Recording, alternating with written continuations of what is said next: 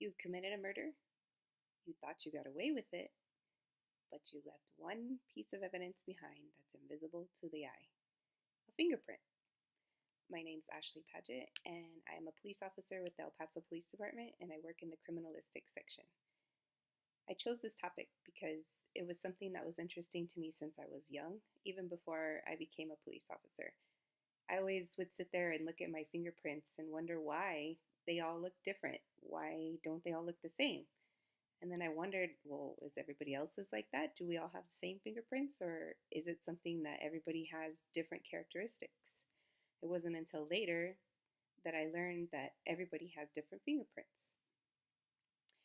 I would like you to pay attention to this speech because, in the end, you'll be able to identify your own fingerprints, maybe even a family member's, and you'll understand a little bit better how fingerprints work hand in hand with law enforcement and what we do to use them to identify people. A fingerprint is the valley and ridges on the tips of the fingers a person's finger, and they are unique to every individual. No person has the same fingerprint on any of their hands. There actually are characteristics on the bottom of your feet, but nobody has those same characteristics. Your lips have characteristics, but none of those are the same. Um, Even identical twins don't have the same fingerprints.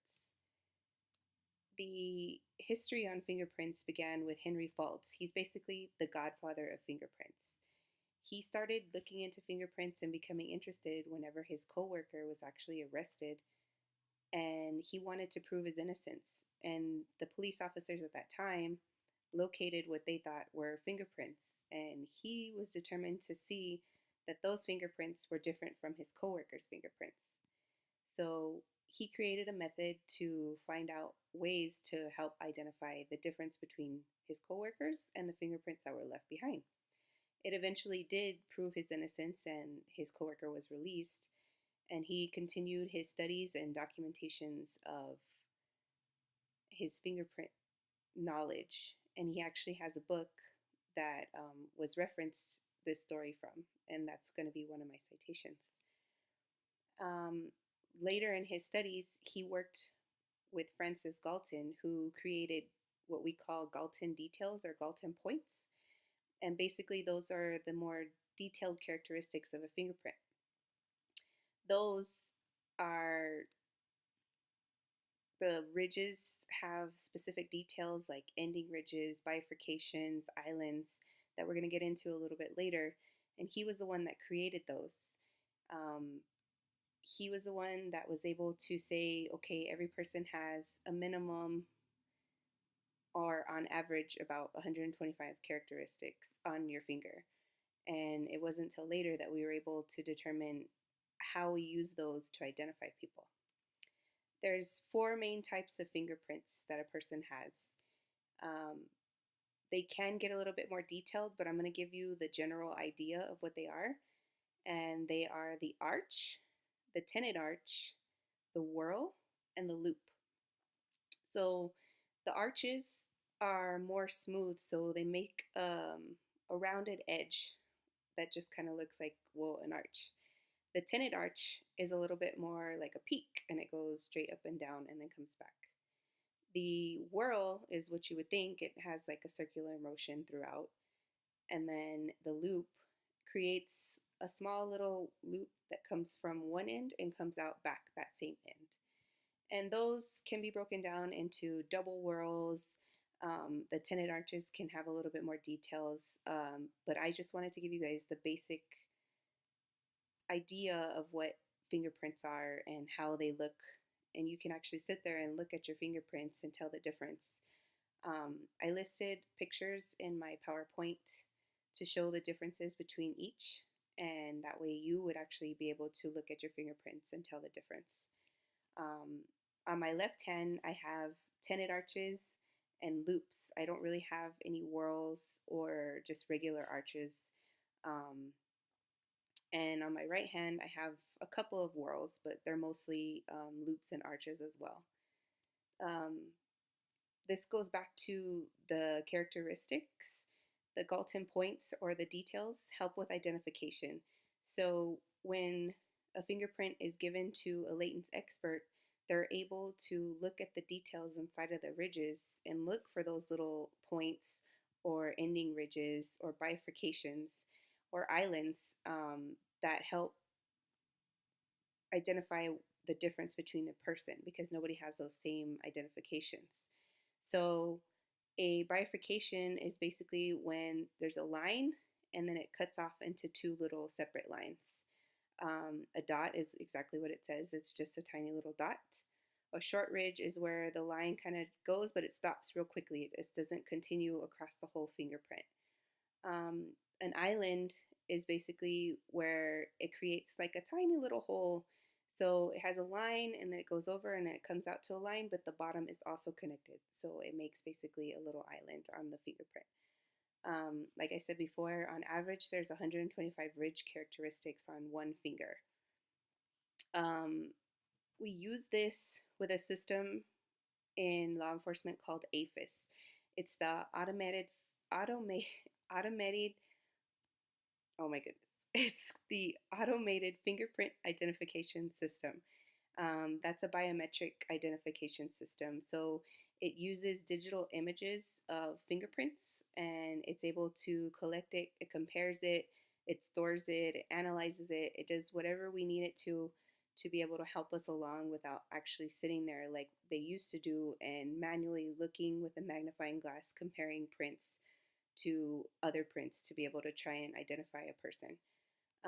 This was actually created by the FBI, and during the process of this, it was known that there's not necessarily a minimum amount of characteristics that you need to have to be able to identify a person by the fingerprint. With our department, our latent section actually likes to use at least a minimum 7 characteristics. So that means when you have a fingerprint, they're looking for 7 different types of characteristics that include the bifurcation, the dot, the islands. So, say a person might have a dot at the top of their fingerprint, and then an island on the bottom, and then a bifurcation in the middle. That's only 3, but if they find more, they're able to determine who that person is by those characteristics. And it doesn't necessarily have to be on any one specific finger, it can be on any of the fingers, or it can even be on your palm or the side of your hand, which is what we call the writer's palm. They all have different characteristics and lines that help identify the difference between individuals. Um, with myself, I don't work specifically in the latent section, but I work as a crime scene officer. So when I'm going to calls for service that people call us for patrol reasons like a burglary of vehicle, a burglary of habitation, all the way up to a murder, we use different processes to try and identify fingerprints.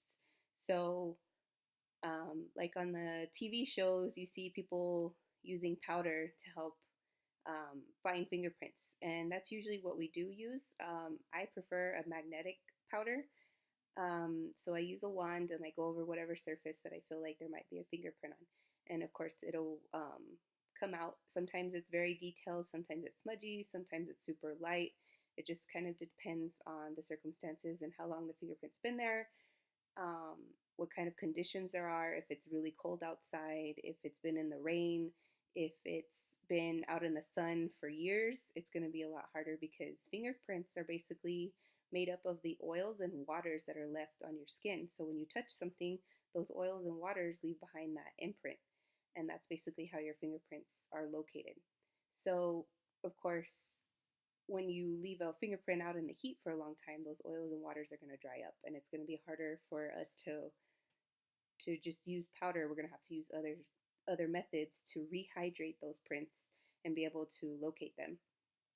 So, for myself, I've fingerprinted different surfaces such as cars. I've fingerprinted papers. I've fingerprinted bloody knives, just to be able to locate something to identify people that were on that scene, even if they aren't the victim or they aren't the offender. Like, we just need to know whose fingerprints they belong to make sure that everybody's covered because our job is unbiased. We can't say that we are always trying to put the supposed criminal away because sometimes that supposed criminal is actually innocent. So fingerprints help with that. They're able to identify, okay, well, we thought it was this person, but it actually isn't because his fingerprint isn't located anywhere on that scene. It's not located on any part of anything that's evidence. So the different types of methods that I use commonly are, of course, like I said, the powder. I use that the most out on my day-to-day calls that I get called to. We use a super glue chamber. So basically, that's what's going to help rehydrate the prints. We put it into a chamber. It fumes with humidity. It rehydrates the prints, and then it fumes with super glue. The super glue gets heated up to a really high point, and it basically sends out the fumes, and it attaches itself to that humidity that was created by the fingerprints. So once it does that, it creates like permanent ridges on whatever item that you put in there. And then we can go back over those permanent ridges with powder or some sort of liquid chemical to be able to enhance that fingerprint and send it off to get identified. Um, we use this a lot on things that are not porous. So we use it on cans, on guns, things that are not going to absorb the super glue. So of course we don't put things like wood or paper in there. Um, Things that are porous, we use a chemical called ninhydrin. So when we use that, you basically spray the chemical on there. You leave it to dry for a while, or if you want to speed up the process, you can use steam, like humidity, also, and it'll bring out the fingerprints. They turn like a very bright purple. So when you have your paper, say that somebody wrote a ransom letter and you spray the chemical, you steam it, you allow the prints to develop, it'll have the purple fingerprints left behind on the actual paper. We also use chemicals that help identify fingerprints that have been put into blood. So we use a chemical called amido black that helps with that. So say you have a bloody knife where somebody stabbed somebody and they left it behind, you see little bitty parts of pieces of fingerprints inside of that blood, but you might not see that there's another part of it left behind that wasn't left in blood. So what amido black does is to enhance the rest of that print that you might not be able to see just because it's not left in blood. It actually just it reacts to the specific chemicals inside of blood to help bring that out, and it turns a really dark blue. And then once we have that, we wouldn't take that in a conventional way like we would with tape, where we just take it off. We actually have to do specific photography to zoom in and take very detailed pictures of that fingerprint so our latent section can do a one-on-one comparison. So once all these fingerprints are done in different methods, we send it out to our latent section. And basically they run it through that APHIS system that I spoke about. And it helps identify the characteristics, and it runs it through a system that people's fingerprints have already been collected from before. And it tells you, hey, you know what? This fingerprint kind of looks like this person's fingerprint. And sometimes it'll only give you one person, and sometimes it'll give you 10 people. And then that's when they have to actually sit there and manually compare the one that they think that it might be compared to the actual person's fingerprint. So that way you can say for sure 100% based on these characteristics, this fingerprint belongs to this person. And we have a whole section that's dedicated to that.